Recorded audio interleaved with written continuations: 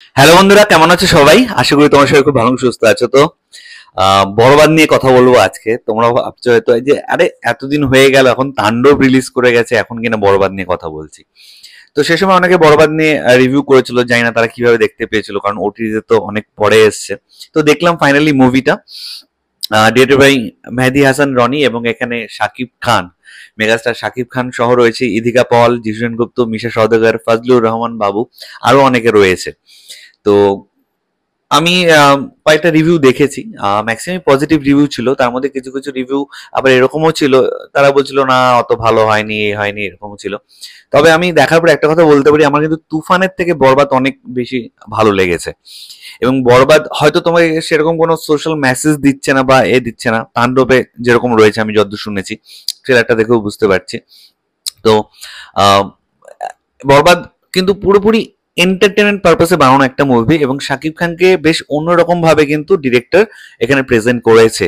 একদম ছোটবেলা থেকে দেখতে পাচ্ছি সে খুব এবং বড়লোক বাড়ির ছেলে যেরকম হয় আর কি, সবসময় নেশা আরো যা যা আছে সেগুলো করে বেড়ায়। তার বডিগার্ড হিসেবে আহ স্যাম ছিল।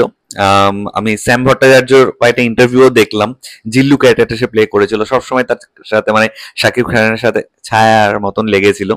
তো এই শাকিব খান প্রেমে পড়ে ইধিকা পলের, কিন্তু যা হয় আর কি, এইটাও আর কি সোজা সহজ সাপটা একটা প্রেমের গল্প নয়, এর ভেতরে অনেক কিছু রয়েছে। এবং নেগেটিভ ক্যারেক্টারে আমরা জিশু গুপ্তকে দেখতে পাচ্ছি, এবং শাকিব খানের বাবার চরিত্রে আমরা মিশা সওদাগরকে দেখতে পাচ্ছি। এছাড়া ফজলুর রহমান বাবু ছিল, ইন্তেখাব দিনার ছিল, নুসরত জাহাকে একটা আইটেম নাম্বার করতে দেখেছি। তো বেশ লম্বা একটা স্টারকাস্ট রয়েছে এই সিনেমাতে। এবং আলটিমেটলি এই সিনেমাটার যে মেইন কোরটা সেটা হচ্ছে যে একটা ছেলে যেহেতু ছোটবেলা থেকে অনেক বাজে মানে বড়লোক বাপের বখাটে ছেলে যেরকম হয়, কিন্তু সে প্রেমে পড়ার পর তার লাইফে কি কি চেঞ্জেস আসছে, সে নিজেকে শোধরানোর জন্য কি কি করছে না করছে, আহ মানে সে আগে যা করেছে করেছে, ফিউচারে আর কোনো ভুল রিপিট করতে সে চায় না। এই যে একটা রিকভারি তার মধ্যে চলছে, আহ, সেই ব্যাপারটা খুব ভালোভাবে এখানে দেখানো হয়েছে। কিন্তু আলটিমেটলি কি হয় না হয় সেটা তো বরবাদ যারা দেখেছে তারাই সকলে জানে আর কি। ক্লাইম্যাক্সটা পুরো অন্যরকম ক্লাইম্যাক্স ছিল, এরকম চট করে কোনো বাংলা সিনেমাতে এই ধরনের ক্লাইম্যাক্স দেখতে পাওয়া যায় না।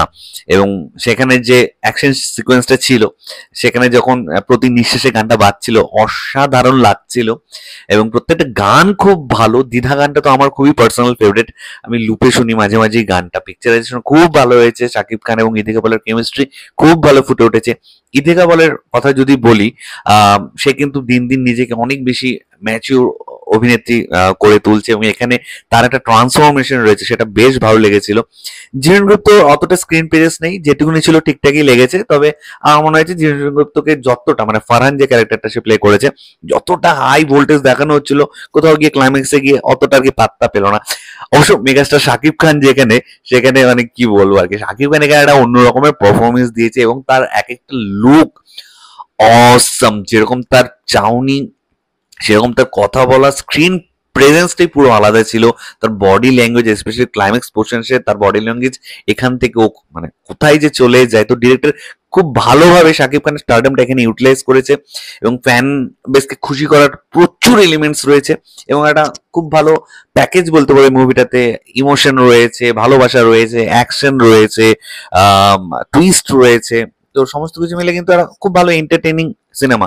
হয়তো এর থেকেও অনেক ভালো সিনেমা বাংলাদেশে আছে, যেরকম জঙ্গলি সিনেমাটা কিন্তু আমার বরবাদের সাথে আমি কম্পারিজনে যাচ্ছি, কারণ দুটো দু ধারার সিনেমা, কিন্তু জঙ্গলি কন্টেন্ট হিসেবে কিন্তু অনেক বেটার সিনেমা। বরবাদ হয়তো কন্টেন্ট হিসেবে অত ভালো না, কিন্তু এন্টারটেনমেন্ট ভ্যালুটা বরবাদে অনেক বেশি ভরে ভরে রয়েছে। তো আমি তো বলবো এখনো যদি কেউ বাকি থেকে দেখো, বরবাদ অবশ্যই দেখো। আশা করি ভালো লাগবে। আমার তো মানে কয়েকটা রিভিউ দেখে মন খারাপ হয়ে গেছিল, ভাবছিলাম যে এতটাই খারাপ তাহলে আর দেখবো না। কিন্তু যে না, আমি তাহলে আর ভালো সিনেমা মিস করে যাচ্ছিলাম, এই জন্য আর কি রিভিউ শুনে কখনো করতে হয় না কিছু। আগে নিজে দেখো, তারপরে সিনেমাটা ঠিক ভুল ভালো খারাপ সেটা নিজে নিজে একটা ডিসিশন নেওয়া ভালো। তো বরবাদ কিন্তু আমাকে আমার টাইমটা ওয়েস্ট করেনি, আমি প্রচুর এন্টারটেনমেন্ট পেয়েছি, ভালো ভালো গান দেখতে পেয়েছি, পিকচারেশন খুব ভালো ছিল, ভালো ভালো কিছু পারফরমেন্স আমি পেয়েছি। তো আমার খুব ভালোই লেগেছে। তো এটাই তোমার সাথে শেয়ার করার ছিল। তোমরা যারা দেখেছো বরবাদ, প্লিজ নিচে কমেন্ট করে অবশ্যই জানিও। জানি তোমরা ম্যাক্সিমাম লোকই দেখে ফেলেছো, প্লিজ নিচে কমেন্ট করে জানিও তোমাদের কার কেমন লেগেছে। আর যারা দেখোনি, একবার দেখা শুরু করো, দেখো একদম কখন ঝট করে সিনেমাটা শেষ হয়ে গেছে বুঝতেই পারবে না। তো ঠিক আছে, এরপরে তাণ্ডব যখন আসবে তাণ্ডব নিয়ে অবশ্যই কথা হবে। আপাতত ভিডিওতে এটুকুনি বলার ছিল। ভিডিওটা ভালো লাগলে একটু লাইক কমেন্ট শেয়ার করে দিও, এবং যারা প্রথমবার আমার চ্যানেলটা দেখছো, নিচে যে রেড সাবস্ক্রাইব বাটনটা আছে সেখানে ক্লিক করে নাও, পাশে একটা বেল আইকন আছে সেখানে ক্লিক করে অল অপশনে ক্লিক করে নাও। ঠিক আছে বন্ধুরা, ভালো থেকো সবাই, সাবধানে থেকো সবাই, love you all, take care.